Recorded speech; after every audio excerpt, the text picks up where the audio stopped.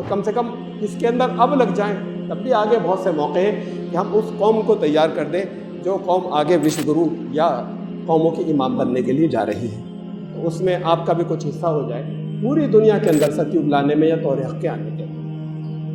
اس کے لیے اپنے آپ کو تیار کریں اور اس کے لیے یہ پھر دیکھیں کہ کیسے ممکن ہے، کیا ہے، چیزیں آپ کو معلوم ہو جائیں گی اگر آپ معلوم کریں گے، آپ خود بیٹھیں گے اس چیز پر غور کریں گے۔ وعدہ ہے اللہ کا والذین جاہدوا فینا لنہدینہم سبلنا، تم محنت تو کر کے دیکھو، ڈھونڈو تو ہم لازماً رہنمائی کر دیں گے، آپ کو تلاش تو ہوگی کیا کرنا تھا، کیا ذمہ داری تھی اور کیسے ادا ہوگی، تو پھر اللہ کی طرف سے اس کی رہنمائی ہوگی۔ اللہ تعالیٰ یہ سوچ پیدا کر دے، یہ اس سارے ورلڈ آرڈر کے اندر، عالمی نظام کے اندر آپ کا بہت بڑا رول ہے کہ یہ آگے جو بننے جا رہا ہے، اور ورنہ نہیں ہوگا، اور نہیں ہوگا تو پھر کیا ہوگا، اس کے بڑے بھیانک نتائج ہیں۔ تو اللہ تعالیٰ اس کی توفیق دے کہ آپ کو تلاش ہو جائے اور آپ معلومات کریں اور ذمہ داری کو ادا کرنے لگیں۔ Subscribe the channel and press the bell icon to get an update.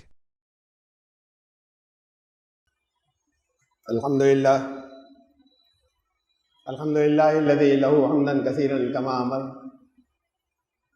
واشہد ان لا الہ الا اللہ وحدہ لا شریک لہ، واشہد ان سیدنا و نبینا مولانا محمدا عبدہ ورسولہ۔ برادران کرام، فطرت کا، نیچر کا یہ اصول ہے کہ کہیں اگر خلا ہوتا ہے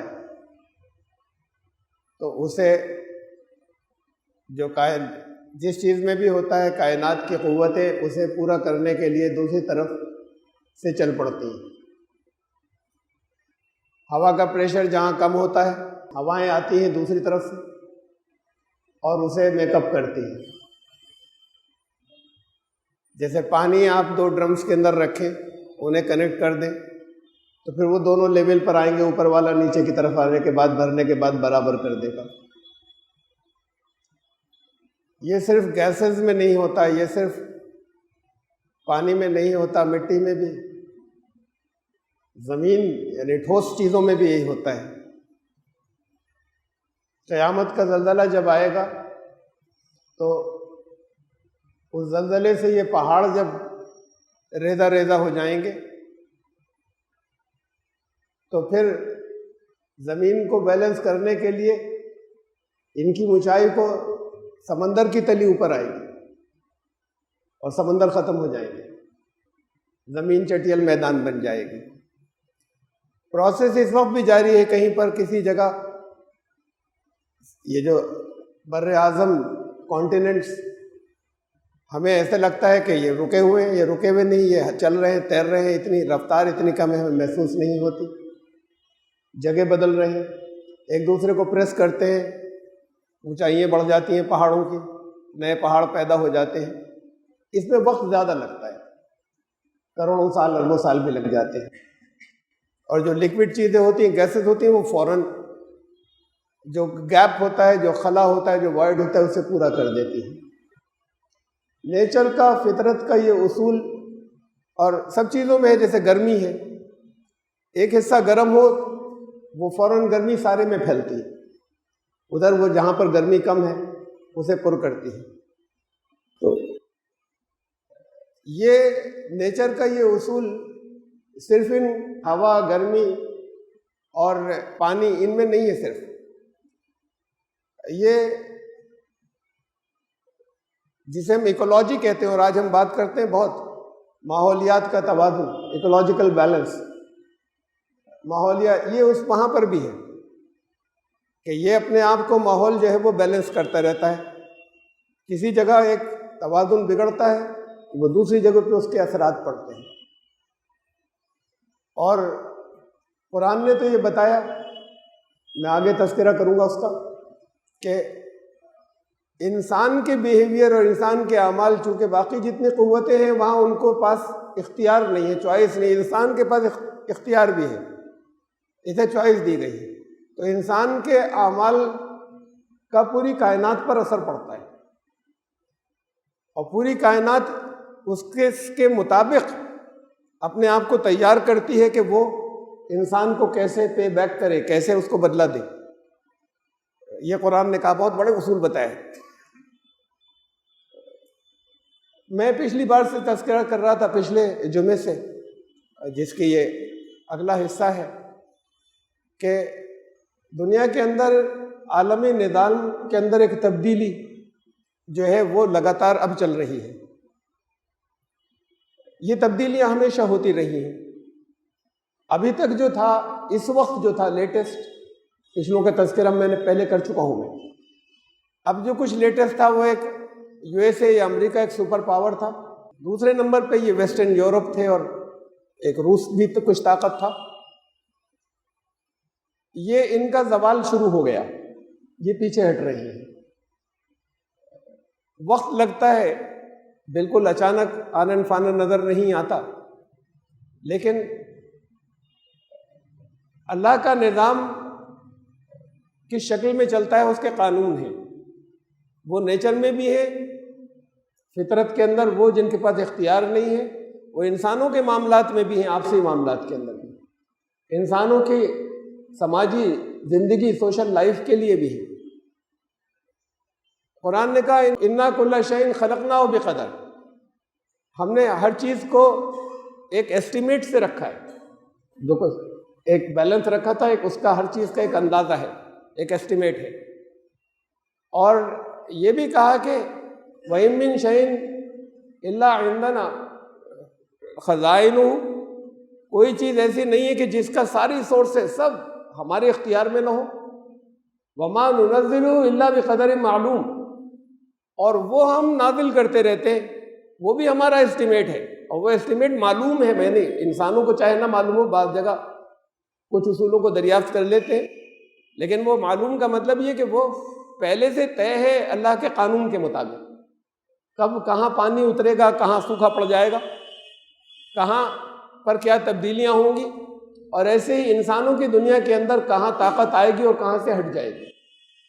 یہ اللہ کی طرف سے ایک ایسٹیمیٹ ہے جو جس کے مطابق یہ تبدیلیاں ہوتی رہتی ہیں، اور کہا کہ ہم اسے نازل کرتے ہیں، اختیار میں ہمارے ہیں، اور یہ تبدیلیاں ہم لاتے رہتے ہیں، اور یہ ایسے ہی نہیں ہو جاتی، ان کے لیے ایک ایسٹیمیٹ ہے، ایک انداز، اور وہ ایسٹیمیٹ اللہ کے قانون میں ہے۔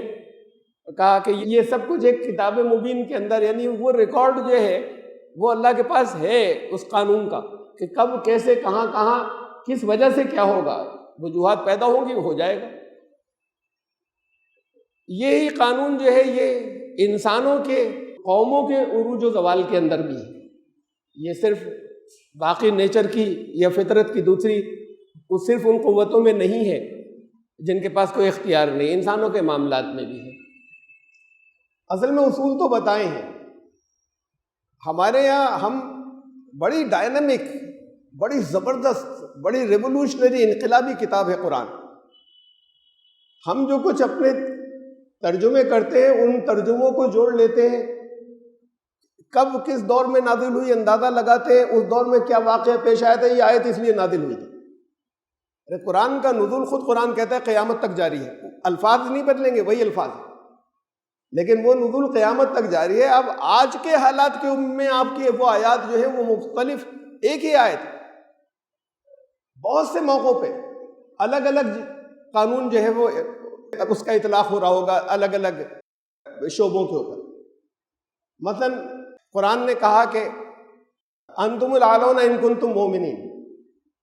اب آپ نے تو بہت، جو آپ میں سے عربی جانتے ہیں وہ، اور جو میں ترجمہ بتا دوں تو سب نے سنا ہوا ہے، اور سب سمجھتے ہیں کہ ہم پورا مطلب جانتے ہیں، اس کا جانتے ہیں، وہ بھی صحیح ہے، پورا نہیں، یعنی یہ اس کا کہاں کہاں اطلاق ہوگا۔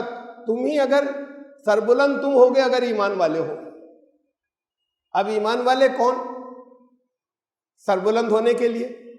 ایمان والے صرف وہ جو نمازیں 5 وقت پابندی سے ایسے پڑھتے ہوں کہ انہیں پتہ نہیں کہ ہم اس وقت اللہ کے سامنے حاضر ہیں، وہ کچھ رٹا ہوا بول کر آ جاتے ہیں، یا صرف وہ ہیں ایمان لانے والے، اگر پکے ایمان لانے والے جو پورے کے پورے روزے ٹھیک سے رکھتے ہیں، لیکن انہیں اپنے اوپر بھوک گزرتی ہے اور یہ احساس نہیں ہوتا کہ دنیا میں کتنی جگہ لوگ بھوک مر رہے ہیں، یا وہ ایمان لانے والے پکے ہیں کہ جو کہتے ہیں سارے ہیلے جائز ہیں، ان سب ہیلوں کو کرنے کے بعد پھر جتنی بچتی ہے کچھ اتنی ایمانداری سے زکوٰۃ دے دیتے ہیں، کہتے ہیں ہم پوری ایمانداری سے دے دیتے ہیں، وہ ہیں ایمان لانے والے۔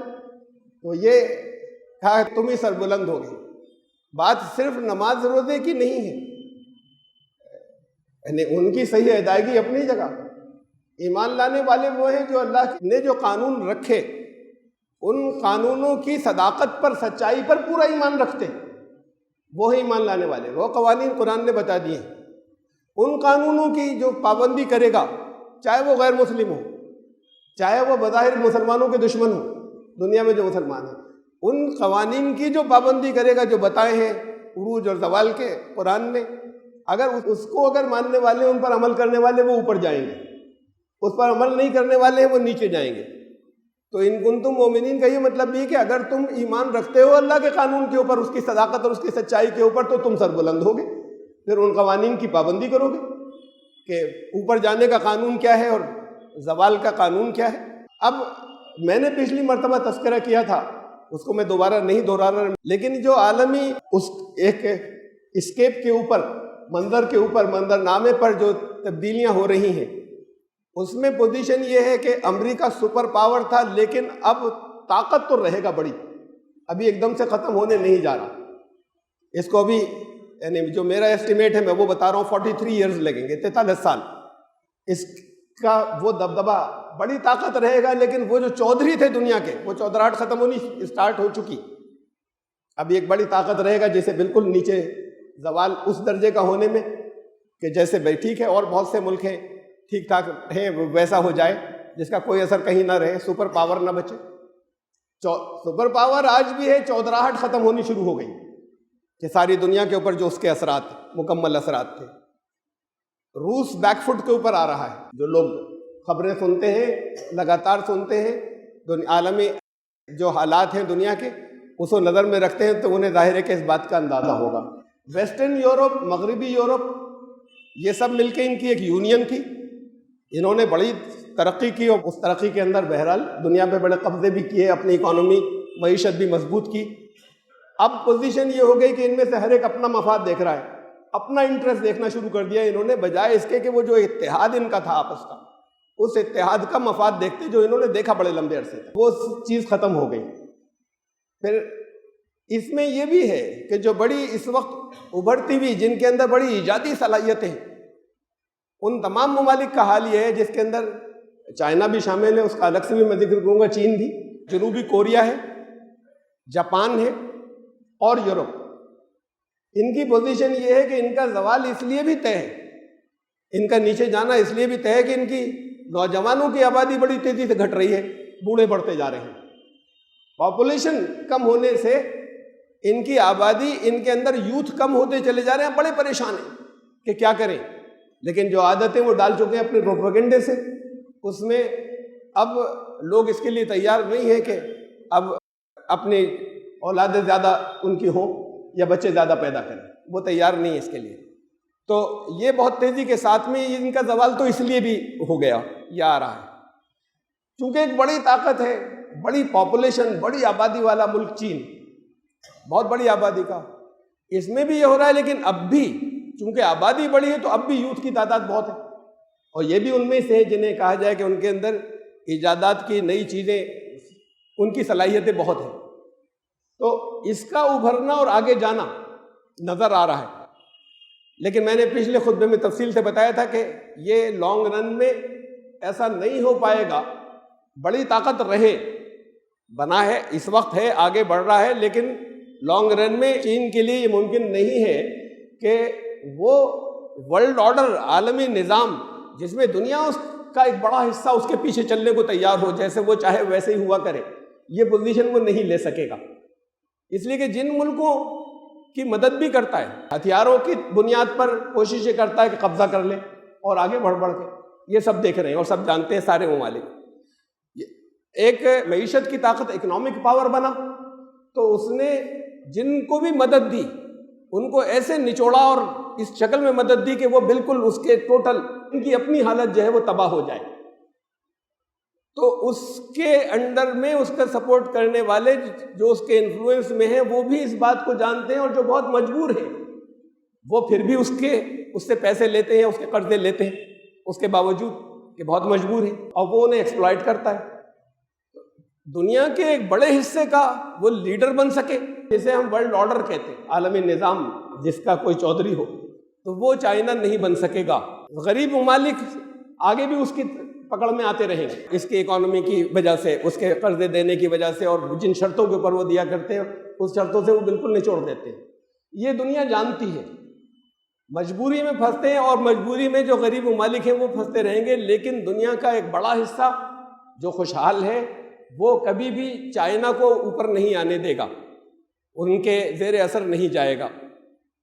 اب اس کے بعد بچتا ہے ہندوستان بڑھتے ہوئے ممالک کے، ایک ہی ملک بچ رہا ہے جو دنیا دیکھ رہی کہ آگے بڑھ رہا ہے۔ میں نے تو اب سے چوتھائی صدی پہلے بات کہی تھی کہ ہندوستان کو آگے جانا ہے، سب سے اوپر جانا ہی ہے، یہ اللہ کا نظام ہے کہ انہیں جانا ہے۔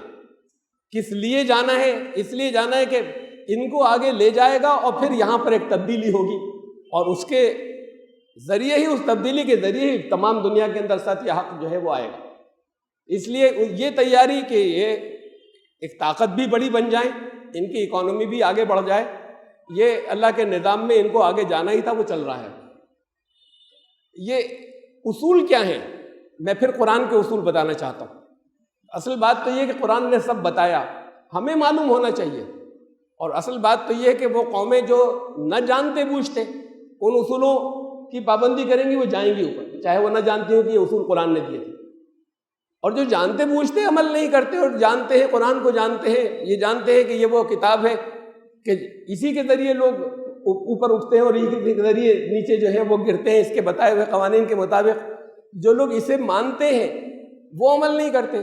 مسلم دنیا جو ہے وہ تتر بتر ہے، کوئی گنجائش نہیں ہے کہ وہ اس خلا کو پورا کر سکے جو امریکہ کے پیچھے ہٹنے سے ہو رہی ہے، جو خلا ایک پیدا ہوگا پورے ورلڈ کی لیڈرشپ کا اور ایک نئے عالمی نظام کے ہونے کا، یہ ہندوستان بچتا ہے۔ یہ اصول پہلے سن لیجئے، اس کے بعد میں ہندوستان کا آگے تذکرہ کرتا ہوں۔ قرآن نے اصول جو دیے وہ اصول یہ دیے کہ وَلِلَّهِ مَا فِي السَّمَاوَاتِ وَمَا فِي الْأَرْضِ لِيَجْزِيَ الَّذِينَ أَسَاءُوا بِمَا عَمِلُوا۔ بڑی عجیب بات کہی ہے، بہت زبردست، یعنی یہ اس کو اس انداز میں لوگوں نے کبھی سوچا نہیں اور سمجھا نہیں کہ کہہ کیا رہا ہے قرآن۔ وَلِلَّهِ مَا فِي السَّمَاوَاتِ وَمَا فِي الْأَرْضِ، اور سارے آسمان اور سارے زمین یہ اللہ کے پروگرام کے لیے کام کر رہے ہیں۔ لیج کس لیے؟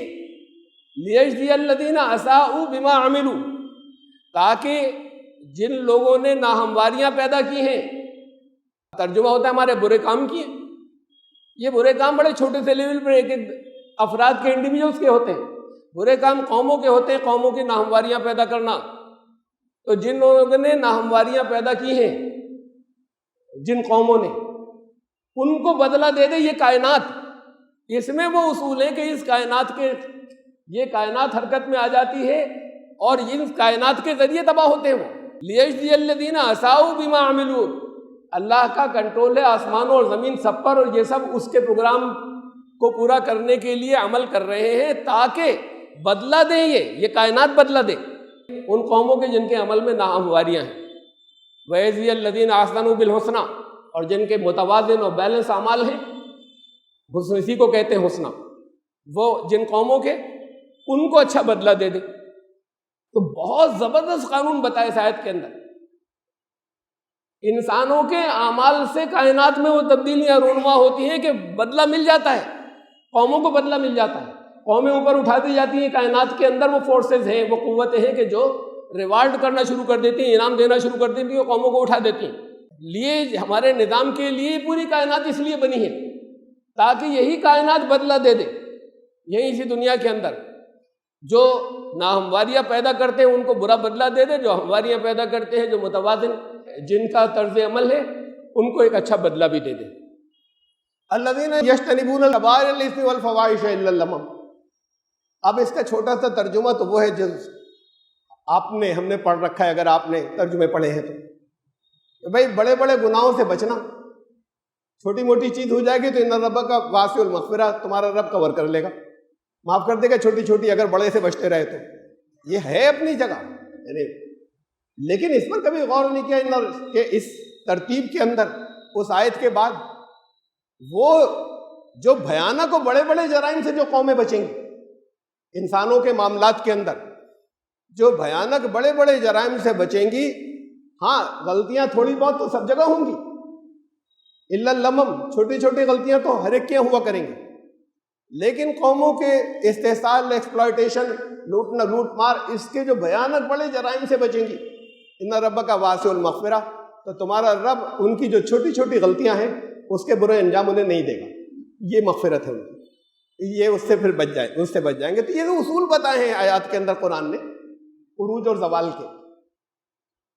وہ بیٹھا ہوا ہر وقت یہ نہیں طے کر رہا کوئی ایسا انسانوں کی طرح کا کوئی ہستی، اب اس قوم کو اٹھا دو، اب اسے گرا دو. اس نے تو رکھ دیے ہیں یہ قوانین، بتایا کہ یہ کائنات کر دے گی، اس کائنات کے اندر قانون رکھ دیے، وہ قانون اسی کے رکھے ہوئے. اس کے اندر ایک ایسٹیمیٹ ہے، وہ ایسٹیمیٹ جو ہے وہ بھی ریکارڈڈ ہے اللہ کے ہاں، اور وہ سب اللہ کا مقرر کیا ہوا ہے. اب یہ ہے قانون. ہندوستان پر ہم آتے ہیں.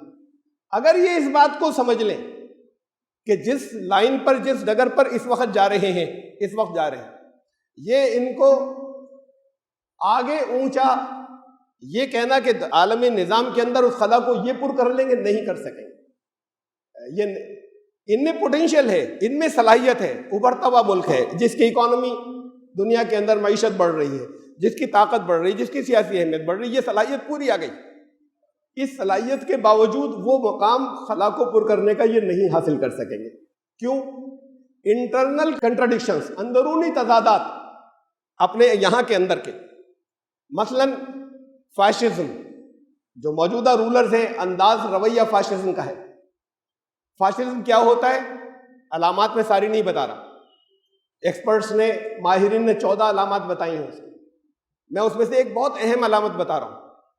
فاشزم کو ایک فرضی دشمن کھڑا کرنا ضروری ہوتا ہے، تاکہ عوام کو اس دشمن کے خلاف، وہ فرضی دشمن ہوگا، عوام کو اس دشمن کے خلاف، عوام کی اکثریت کو، جو اکثریت ہے اسے متحد کرے اس دشمن کے خلاف.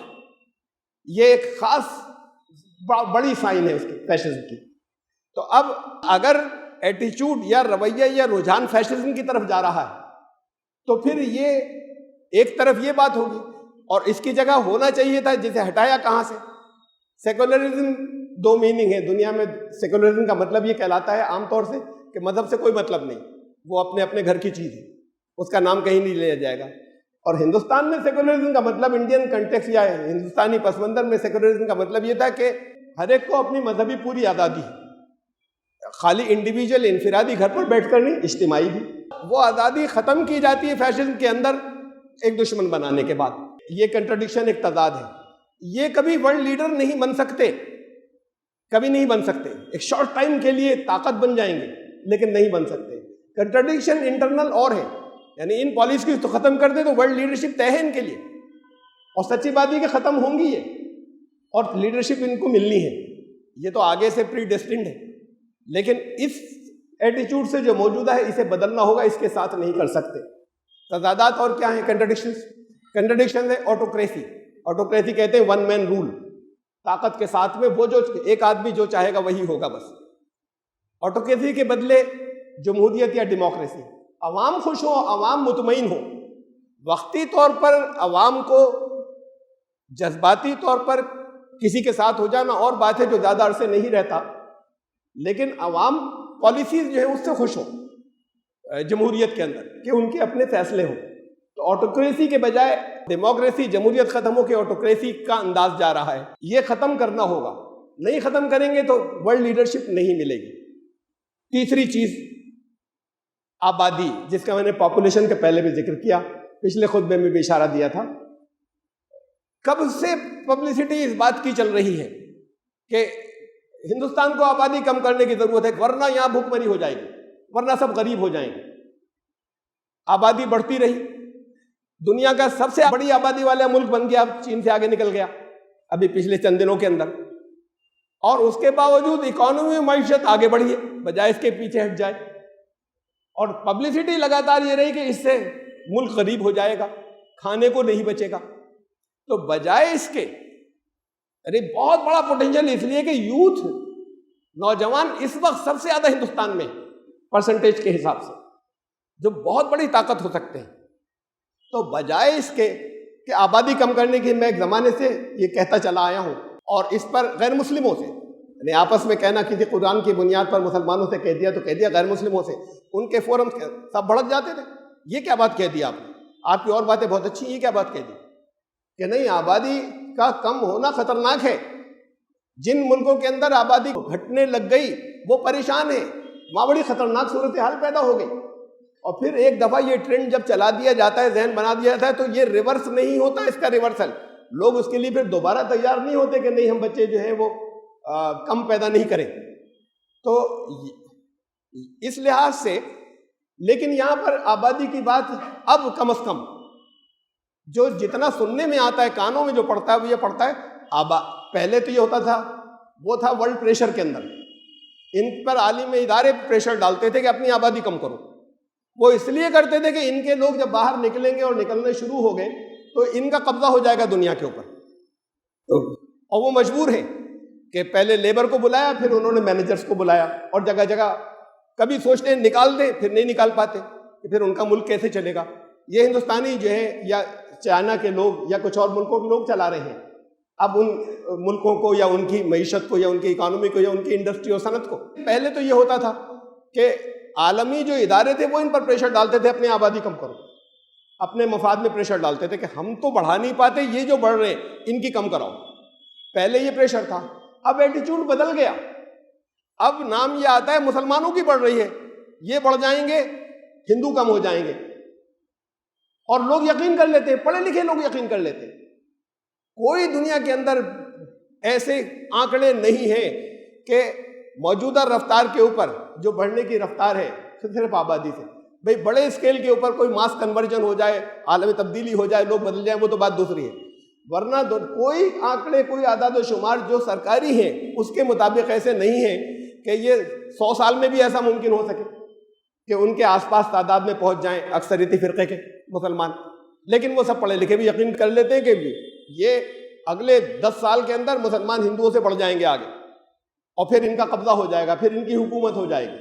تو آبادی کم کرنے کا ذہنوں میں اصل مطلب یہ ہے کہ ہماری تو کم ہو ہی رہی ہے، مسلمانوں کی کم ہونی چاہیے اصل میں تو کم کرنے کا اب جو رجحان ہے وہ اس عنوان کا بن گیا ہے۔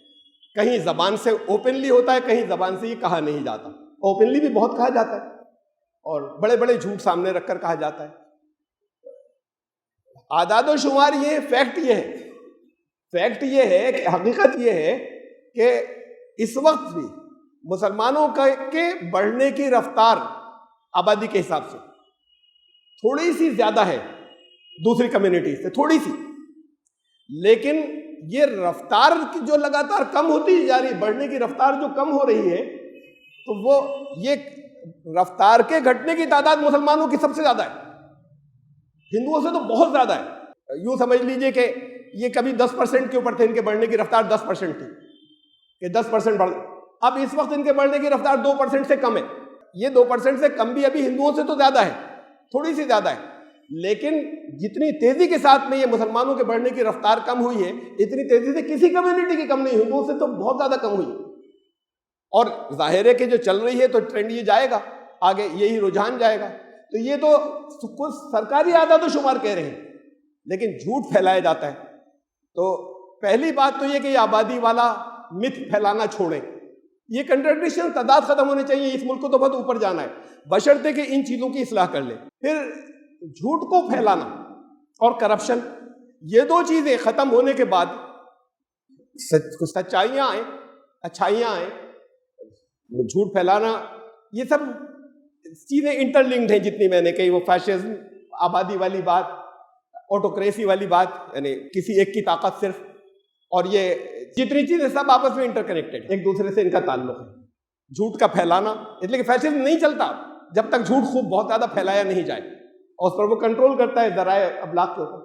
تو یہ رجحان جو جا رہا ہے، اسے انہیں بدلنا ہوگا ان کے اپنے مفاد میں، اسے بدلیں گے تو دنیا کے سپر پاور یہ بن سکیں گے، نہیں کم ہوں گے کبھی بھی مسلمان جو ہے وہ، سوائے اس کے کہ کوئی ماس کنورژن ہو جائے، سارے ہندو جو ہے وہ کنورٹ ہو جائیں ایک ساتھ، کروڑوں یا ایک ساتھ جو ہے وہ 50 کروڑ کنورٹ ہو جائیں۔ اگر کوئی ایسا سین کبھی آتا ہے تو دوسری بات ہے، لیکن اگر ایسا کوئی سین نہیں ہے تو یہ 100 سال تک بھی کوئی چانس نہیں کہ مسلمان ان کے آس پاس آ سکے تعداد میں۔ تو اس کو بجائے خطرہ بنانے کے، اب ایک پاور ملی ہے، جس طریقے سے بھی ملی، اللہ نے پاور میں اگر رکھا ہے تو پھر اب ان پالیسیز کو لے کر جائیں جس کے ذریعے اب دنیا میں پریسٹیج ہو اور دنیا میں مقام ہو۔ کنٹرڈکشن یا تضادات یا کیا ہیں انٹرنل، ہمارے اپنے اندر جو کنٹرڈکشن ہیں، جب تک یہ تضادات اور کنٹرڈکشن ختم نہیں ہوں گے یہ ورلڈ لیڈرشپ نہیں ملے گی، چاہے پاور بن جائیں، لیڈرز نہیں بن سکتے۔ اندر کے کنٹرڈکشن جو ہے تضادات، وہ یہ ہے کہ ایک طرف نام لیا جانے لگا باقاعدہ ستیوگ اور وشو گرو بننے کا۔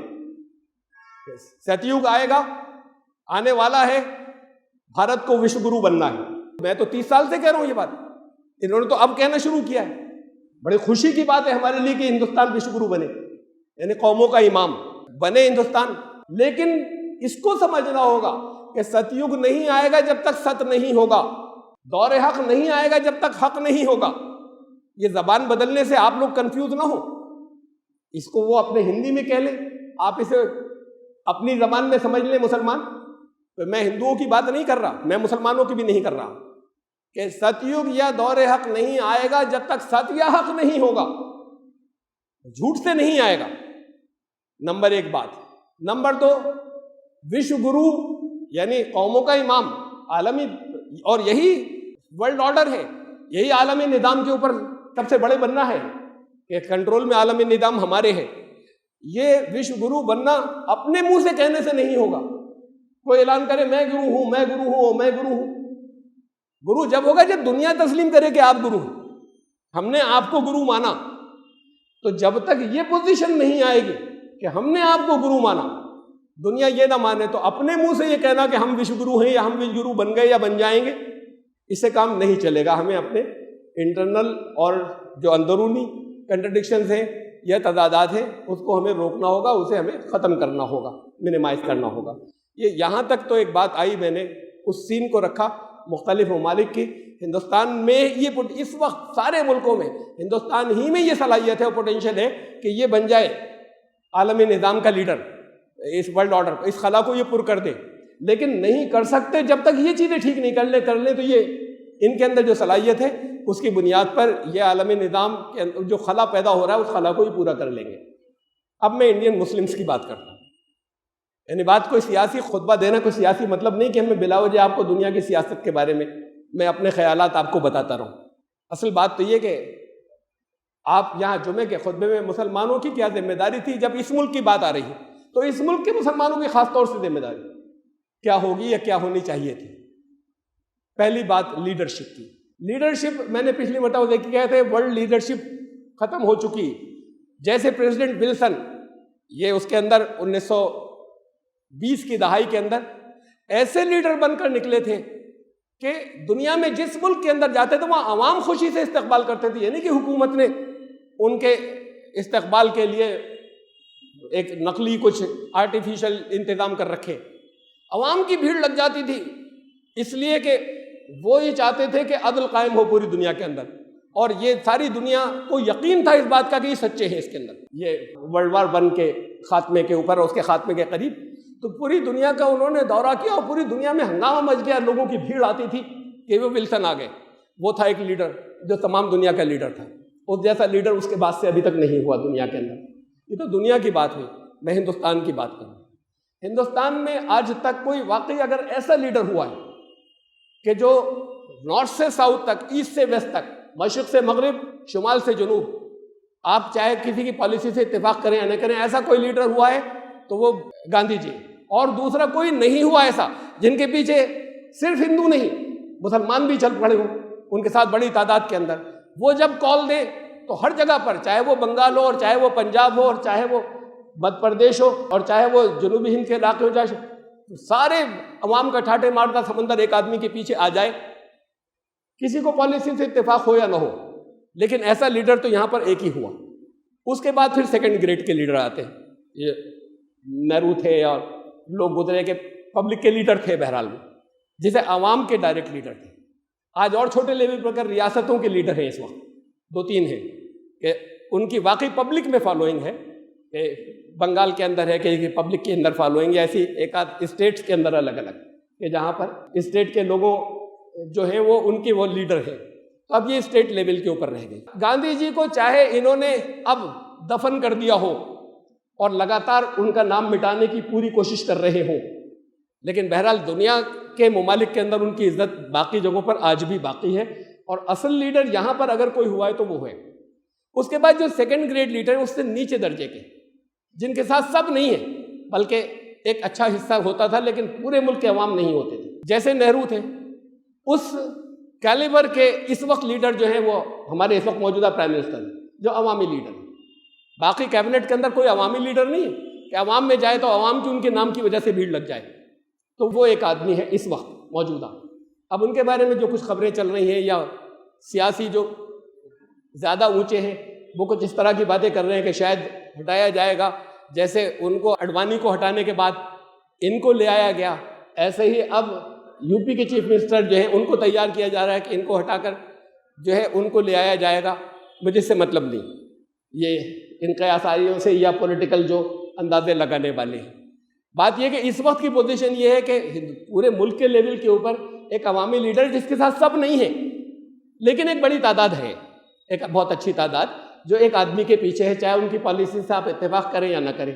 یہ اسی لیول کا ہے جیسے نہرو ہوا کرتے تھے، اس لیول کا ایک لیڈر اب یہ یہاں پر ہندوستان کے اندر ہے. یہ تو لیڈرشپ کی ان کے اندر بات ہوئی. یہ افسوس کی بات ہے کہ یہ ان پالیسی پہ چل پڑے کہ جس وقت ہندوستان کے اندر واقعی یہ صلاحیت تھی کہ پوری دنیا کے وائڈ کو کور کر لے اور پوری دنیا کے نقشے کے اوپر یہ سپر لیڈر بن جائیں، ولسن کا اسٹیٹس یہ حاصل کر لیں. یہ ان پالیسیز کو اپنے ملک کو جب تک ٹھیک نہیں کریں گے، ان پالیسیز جب تک ان کی اصلاح نہیں کریں گے، کر لیں تو بنیں گے. پھر انہیں کوئی ہٹا نہیں سکتا، کوئی پارٹی کوئی آرگنائزیشن ان کو ریپلیس نہیں کر سکتی اگر سمجھ میں ان کی آ جائے تو. پھر یہ نہیں کہہ سکتا کہ ان کو ہٹا کر کسی اور کو لے آئے کوئی، اس لیے کہ پھر وہ پاپولیرٹی جو ہے وہ ایک حصے سے ہٹ کر آل راؤنڈ ہو جائے، اس کے بعد پھر کوئی ہلا نہیں سکتا. بہرحال تو اب یہ تو میں نے اس کی بات بتائی. اس کے بعد کوئی ایک اسٹیچر کا لیڈر نہیں ہوا مسلمانوں میں اصل میں اس دور میں بھی ہمارے یہاں بڑے نام آتے ہیں، بہت سے نام آتے ہیں جن میں سے بہت سے آپ کو معلوم بھی نہیں ہوں گے. انہوں نے جنگ آزادی میں حصہ لیا. یہ تھے مولانا آزاد عوامی لیڈر نہیں تھے، انٹلیکچوئل تھے، کانگریس کے صدر رہے. بہت سے اور بڑے بڑے ایسے تھے کہ جو بہت اہم تھے مسلمانوں میں لیکن کانگریس کے اندر تھے، تو ان کے اصل لیڈر تو پھر وہ تھے گاندھی جی تھے. ایسے ہی اور بھی کئی بہت لمبی لسٹ ہے، فہرست جو کہ اب بالکل غائب کر دی گئی ہے، خود مسلمانوں کے سامنے بھی نہیں آتی، کہ ان کے بڑے اچھے کردار ہیں، نمایاں کردار ہیں بہت الگ الگ میدانوں میں. لیکن ایسا کوئی لیڈر ہوا ہو کہ نارتھ سے ساؤتھ تک، ایسٹ سے ویسٹ تک، یہ اس میں نہیں ہے. ایک ہوئے، صرف ایک نکلے اس اسٹیچر کے. وہ یہ ہے ہماری بدقسمتی کہ پھر وہ ریئیکشنری نکلے، ایک جس کے چاروں طرف یہ ہے زوال، جو قومیں زوال کی طرف جاتی ہیں، وہ ان کا جو انداز بن جاتا ہے. محمد علی جناح اس وقت کے مسلمانوں کا اتنا بڑا لیڈر نہیں بن سکا. میں عوامی تائید کی بات کر رہا ہوں، میں صحیح غلط کی بات نہیں کر رہا، کہ جن کی شمال سے جنوب تک، مشرق سے مغرب تک مسلمانوں کی صرف حمایت بہت بڑی تعداد میں تھی ان کے ساتھ، یہ پارٹیشن سے پہلے.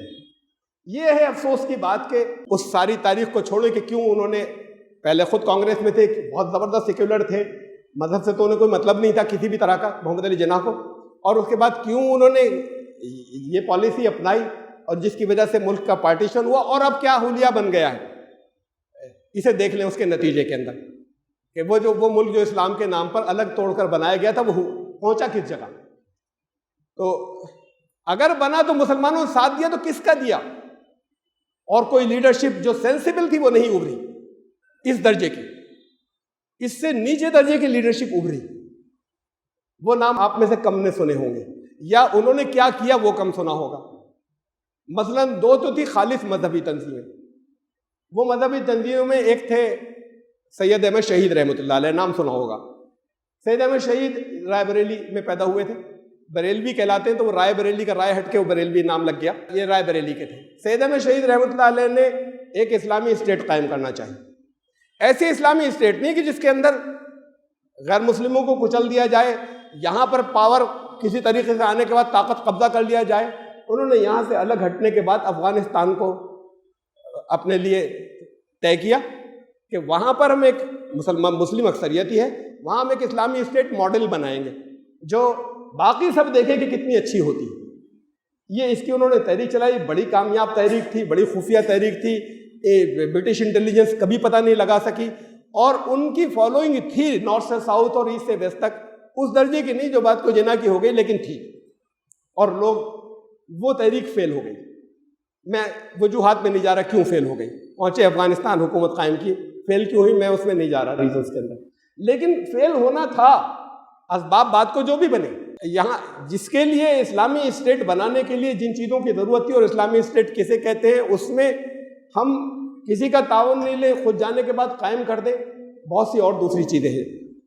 دوسری تھی جسے ہم کہہ سکتے ہیں وہ صرف مسلمانوں کے لیے، لیکن ان کی سید احمد شہید کی کوئی مخالفت ہندوستان کے ہندوؤں سے نہیں تھی. ان کی خلافت کی تحریک تھی، یعنی وہاں انہوں نے اسٹیٹ قائم بھی کر لی ہے، اسلامی اسٹیٹ کی تحریک تھی، قائم بھی کر لی تھی، اور پھر وہ تباہ ہو گئے، اور مہاراجہ رنجیت سنگھ نے، سکھوں نے مل کر اسے ختم کر دیا. اب دوسری جو تحریک تھی جو صرف مسلمانوں کے لیے تھی، وہ تھی عنایت اللہ مشرقی کی. تحریک کا نام تھا خاکسار تحریک. اب اکا دکا اس کے لوگ اب بھی کہیں رہ گئے، لیکن وہ تحریک کہتی تھی کہ وہ ملٹری ٹریننگ دیتے تھے باقاعدہ. ان کا نشان تھا بیلچہ مزدور کا، ہر ایک اپنے اوپر لگائے رہتا تھا، فوجی پریڈ ہوا کرتی تھی، اور بڑے سخت رول تھے، سزائیں دی جاتی نہیں، اور وہ سزا لوگ مان لیتے تھے جو کچھ دیتے تھے اپنے یہاں کے کیڈر کے اندر. زبردست انہوں نے کیڈر ایک بنایا تھا، لیکن اس طریقے سے کیڈر بنانا ایڈوائزیبل تھا یا نہیں تھا، نہیں ہونا چاہیے تھا، اس کو کچل دیا گیا، ختم ہو گئی. میں تفصیلات میں نہیں جا رہا. اس میں کسی بھی جگہ پر کہیں معمولی سا بھی غیر مسلموں کے خلاف کچھ نہیں تھا، لیکن وہ مسلمانوں کو آرگنائز کر رہے تھے، اور اس کے اندر یہ بھی تھا کہ ان کو ملٹری اور فوجی ٹریننگ بھی تھی، جیسے اب یہ RSS کرتی ہے نا، ایسے وہ کر رہے تھے. پھر وہ تحریک جو ہے وہ برٹش پیریڈ کی بات ہے، وہ ختم کر دی گئی، طاقت سے کچل دی گئی. اچھی خاصی بڑی تحریک ہو گئی تھی ہندوستان میں، بہت بڑی تعداد جو ہے وہ ان کو اپنا ہیرو مانتی تھی، اور بڑے قابل آدمی تھے، بڑا اچھا دینی فہم تھا، بڑے اچھے دینی علم تھا ان کا. یہ دو تو تھی خالص مسلمانوں کے لیے. دو تحریکیں اور تھیں جو مسلمانوں کی چلی، میں انہیں کہہ رہا ہوں یہ تھے لیڈر. یعنی اور بہت سے جو نام آتے ہیں ان کو، جیسے مولانا آزاد ہوئے، یہ ہوئے، وہ انٹلیکچوئل تھے، بڑے تھے، بہت اہم تھے، لیکن عوامی لیڈر نہیں تھے. عوامی لیڈر کے اندر پھر دو تحریکیں اور ہیں. ایک تحریک اس میں سے تھی ریشمی رومال تحریک، اور یہ ریشمی رومال تحریک چلائی تھی، یعنی اس کے ہیڈ جو تھے، اصل میں تو اس میں جو زیادہ کارکردگی تھی وہ مولانا عبید اللہ سندھی رحمۃ اللہ علیہ کی تھی، لیکن اس کے جو ہیڈ تھے وہ تھے مولانا محمود الحسن. بات کو یہ سب قید کر کے مالٹا کی جیل میں ڈال دیے گئے. تو یہ بھی کافی بڑی خفیہ تحریک تھی، ہندوستان کے بڑے حصے میں پھیلی، مسلمان ان کے ساتھ تھے، اور اس میں اس تحریک کے اندر ان کا تعاون تھا بہت سے ہندوؤں کا اور ہندو لیڈروں کا، ان کا کوآپریشن اس کے اندر شامل تھا، اس ریشمی رومال تحریک. اس کا جو مقصد تھا وہ تھا ہندوستان سے انگریزوں کو ہٹانا، اور پھر اس کے لیے اس لیول تک انٹرنیشنل پالیٹکس کے اندر ان کا دخل ہوا کہ افغانستان، اور افغانستان میں انہوں نے افغانستان کنگ سے بات کرنے کے لیے بھیجا، روس کی حکومت سے بات کرنے کے لیے ان کے نمائندے گئے، انہوں نے ترکی حکومت سے بات چیت کی، یہ وہاں پہ سعودی عرب میں شاہ سے بات چیت کی. یہ ساری چیزیں جو ہیں ان کے لوگوں نے کی، اور وہ کوششیں کر رہے تھے کہ یہ ملنے کے بعد تم لوگ برٹشرز کو، برطانوی، اس لیے کہ خالی ہندوستان پر اس کی بات نہیں تھی کہ ہندوستان پہ قبضہ ہے، بلکہ برطانیہ ہی وہ طاقت تھی جس نے یہ ٹکڑے کرائے مسلم ورلڈ کے، اور جس نے وہاں سے خلافت ہٹا کے شہنشاہیت عرب کے اندر قائم کی. تو اس لیے وہ تھا کہ ان کی طاقت، ہندوستان بہت بڑا ملک ہے، یہاں سے بات شروع کی تھی سب لوگ مل کے، ہم یہاں پہ ایک تحریک چل رہی ہے آزادی کی، یہ سارے ملک مل کر ساتھ دیں. یہ انہوں نے کوششیں کی تھیں. بہرحال میں تفصیل میں نہیں جا رہا کیوں فیل ہو گئی، دبا دی گئی یا کچل دی گئی یا فیل ہو گئی، پکڑ لیا گیا. اس کے جو کچھ ان کی خط و کتابت تھی وہ پکڑ لی گئی، وہ ریشمی رومال پر لکھ کر خط جایا کرتے تھے. ایک اور تحریک تھی، ایک اور موومنٹ تھا جس کے ساتھ لوگ تھے اچھی خاصی تعداد کے اندر، تحریک خلافت. یہاں آپ کے رامپور کے مولانا محمد علی جوہر علی برادران، گاندھی جی نے ان کی حمایت کا اعلان کیا تھا، یعنی جو سب سے بڑا لیڈر ہندوستان کا تھا اس نے مل کر حمایت کا اعلان کیا تھا کہ ہاں ہم اس بات کو، یہ تھی اسپرٹ کہ وہ ہندو لیڈر جو بڑے تھے انہوں نے ساتھ دیا. اور یہ تھا کہ بھئی ہندوستان کی آزادی کے اندر ہم حصہ لے رہے ہیں، اور ہم، ان کا یہ تھا کہ خلافت کے قیام میں ہم مدد کریں گے دنیا کے لیول کے اوپر، اگر مسلمان ترکی کی خلافت باقی رہتی. لیکن پھر وہ ختم ہو گئی، بہت سے اس کے اسباب ہیں تحریک خلافت مولانا علی برادران کی، اس لیے کہ 1919 میں یہ شروع ہوئی تھی، 1924 کے اندر خود ترکی سے اعلان ہو گیا کہ خلافت ختم کر دی گئی، مصطفیٰ کمال پاشا نے اعلان کر دیا تو بات ہی ختم ہو گئی۔ اور پھر 1925 میں اس کی وجہ اور بھی ہوئی، چوری چورا تھی، وہاں پر تشدد ہوا، تاریخی واقعہ ہے، آپ میں سے کبھی کسی نے نام سنا ہوگا چوری چورا کا گاندھی جی کے اس میں، تو ان لوگوں نے کئی تھانوں وانوں کو جلایا، خلافت موومنٹ والوں نے متشدد ہوئے، گاندھی جی نے کہا تشدد آ گیا، یہ تحریک بند، ہمارا ساتھ نہیں۔ لیکن یہ بھی تھا کہ اب وہاں سے جب خلافت ختم ہونے کا اعلان ہو گیا تو اب کوئی کامیابی کی امید نہیں ہے، تو پھر یہ ختم ہو گئی جانے کے بعد 1925 کے اندر۔ یہ تھے لیڈرز، لیکن پورے ہندوستان کے لیڈر بنے جیسے جناح بن گئے تھے اس درجے کے نہیں تھے۔ اب اس کے بعد سے آج تک نہیں ہوئے، اتنے بڑے بھی نہیں ہوئے، اور کوئی سینسیبل موومنٹ چلائیں۔ جتنے سیاسی لیڈر ہیں، جتنے مذہبی لیڈر ہیں، وہ اپنی لوکل کسی طریقے سے اپنا اسٹیٹس بڑھنے والی قیادت کے اندر جو ہے وہ لگے ہوئے ہیں۔ کہا قرآن نے کہ الفاظ میں سناؤں آیت کے، اگر اس اصول کو جب جس جگہ پر بتایا، جب میں نے کہا کہ یہ کائنات لگی ہوئی اس کے اندر، تمہارے عیبوں کو ڈھک لے گی اگر چھوٹے چھوٹے ہوں گے تو یہ انہوں نے ہندوستان کی موجودہ حکومت سے بھی قرآن نے کہا، یہ ہندوستان کے مسلمان سیاسی لیڈروں سے بھی کہا، یہ ہندوستان کے موجودہ مذہبی لیڈروں سے بھی یہ بات کہی کہ یہ اپنے بڑے بڑے جرائم بند کر دو تو چھوٹی چھوٹی چیزوں کو ہم معاف کر دیں گے۔ اور اس کے بعد کیا کہا ذرا سنیں، فَلَا تُزَكُّوا أَنفُسَكُمْ، یہ اپنے منہ سے خود بڑا بننا چھوڑو، ہم وشو گرو بن جائیں گے، ان کا ہم اسلام جو ہے وہ اس کے صحیح نمائندے ہیں، پورے ہندوستان کے مسلمانوں کی نمائندگی کرتے ہیں، ہم مسلمانوں کو متحد کر کے جو ہے پارٹی ہم نے بنائی ہوئی ہے، اور ہم بالکل مخلص ہیں۔ فَلَا تُزَكُّوا أَنفُسَكُمْ، یہ اپنے آپ کو پاکیزہ بنانا ذرا بند کرو، یہ اعلانات سارے روکو تو۔ وَهُوَ عَالِمٌ بِمَنِ اتَّقَىٰ، اللہ جانتا ہے کہ اللہ کے قوانین کے مطابق عمل کرنے والا کون ہے اور ان کی خلاف ورزی سے بچنے والا کون ہے، یہ اللہ خوب جانتا ہے۔ یہ بجائے اس کے کہ تم نے اپنے اپنے جو اعلان کر رکھے کہ ہم سب سے زیادہ سنسیئر ہیں، ہم سب سے زیادہ مخلص ہیں، ہم سب سے زیادہ ایماندار ہیں، ہم صحیح لیڈر ہیں، اور ہم جو ہیں وہ آگے سب کو، ہم پورے ہندوستان کے مسلمانوں کے نمائندے ہیں، یہ اپنے بند کرو۔ اللہ کو خوب معلوم ہے کہ کون ہے جو خلاف ورزی سے بچنے والا ہے قوانین۔ وَهُوَ عَالِمٌ بِمَنِ اتَّقَىٰ، ایک شعر ہے مجھے یاد آ گیا، بہت پرانا، شاید شیفتہ کا ہے، اتنی نہ بڑا پاکی داماں کی حکایت، یہ اپنی پاکی داماں مطلب اپنے دامن، ہمارا دامن بڑا صاف ستھرا ہے، یہ محاورہ ہے نا، اتنی نہ بڑھا پاکی داماں کی حکایت کہتے ہیں اسٹوری، یہ کہانی اتنی مت بڑھاؤ، بس ٹھیک ہے ایک آدھ دفعہ کہیں کہہ دیا ہوگا، لیکن یہی اسی کا پروپیگنڈا چل رہا ہے، اتنی نہ بڑھا پاکی داماں کی حکایت، دامن کو ذرا دیکھ، ذرا بندے قبا دیکھ، تمہارے کتنے چھیٹے ہیں اسے دیکھو، اور تمہارے جو باندھنے کی جو ہے قبا کے اسے دیکھو کتنے رنگین ہیں اور کتنے چھیٹے ہیں اس کے اوپر۔ تو بس زیادہ اپنے آپ کو، قرآن نے کہا وَلَا تُزَكُّوا أَنفُسَكُمْ، دیکھا تو یہ جائے گا کہ اللہ کے قوانین کی خلاف ورزی سے کون بچتا ہے، اور وہ اس بات کو جانتا ہے، قانون اس کا ساتھ دے گا۔ اب میں آخری بات کہنا چاہتا ہوں جس کی وجہ سے یہ خطبہ تھا، پچھلی دفعہ کا بھی خطبہ تھا، ہندوستانی مسلمان اپنی ذمہ داری ادا کریں، نہیں کی انہوں نے، جو اصل ذمہ داری قوم کی حیثیت سے تھی وہ نہیں کی، چاہے ان کے اندر اپنے جو نماز روزے والے ہوں وہ ذمہ داری ادا نہیں کی۔ میں نے آپ کو بتایا کہ جہاں پر غیر مسلموں کا تعامل لینے کے بعد جو کچھ کیا گیا اس کو سب نے سراہا، چاہے وہ انہوں نے، انگریزوں نے، برٹشرز نے اس کو کچل دیا۔ یہ ان کو کیا کرنا تھا، ستیوگ کیسے آئے گا، دور حق کیسے آئے گا، اس کے لیے اس ملک کو طے کیا گیا ہے۔ اب یہ ملک جو ہے وہ ستیوں کے دور حق کیسے لائے گا، ست آپ کو بتانا تھا، ست آپ کو پہنچانا تھا، پہلے غلط فہمیاں دور کرنی تھی، جو جھوٹ پھیلے ہوئے اسلام کے خلاف کب سے پھیلے ہوئے، یہی تھوڑی پھیلائے گئے اس وقت، یہ وہاں سے چلے آ رہے ہیں صلیبی جنگوں سے، کروسیڈز جو کہلاتی تھی، انہوں نے پھیلانا شروع کیا تھا، وہ ہوتے چلے آئے یہاں تک، اور اسی میں سے چیزیں لے لے کے یہ اپنے یہ بھی پھیلاتے ہیں، اور جس دور میں جو بھی پھیلاتا رہا۔ تو آپ حق کو پہنچائیں، آپ ان غلط فہمیوں کو دور کریں، یہ دو چیزیں ہیں۔ یہ ذمہ داری اگر ادا کی ہوتی تو بہت کچھ ابھی بہت جلدی ہوا ہوتا، اگر بہت جلدی نہیں بھی ہے تو کم سے کم اس کے اندر اب لگ جائیں، تب بھی آگے بہت سے موقع ہیں کہ ہم اس قوم کو تیار کر دیں جو قوم آگے وشو گرو یا قوموں کی امام بننے کے لیے جا رہی ہے، تو اس میں آپ کا بھی کچھ حصہ ہو جائے پوری دنیا کے اندر ستیوگ لانے میں یا طور حق کے آنے کے اندر۔ اس کے لیے اپنے آپ کو تیار کریں اور اس کے لیے اسے دیکھیں کہ کیسے ممکن ہے، کیا ہے، چیزیں آپ کو معلوم ہو جائیں گی اگر آپ معلوم کریں گے۔ آپ خود بیٹھیں گے، اس چیز پر غور کریں گے۔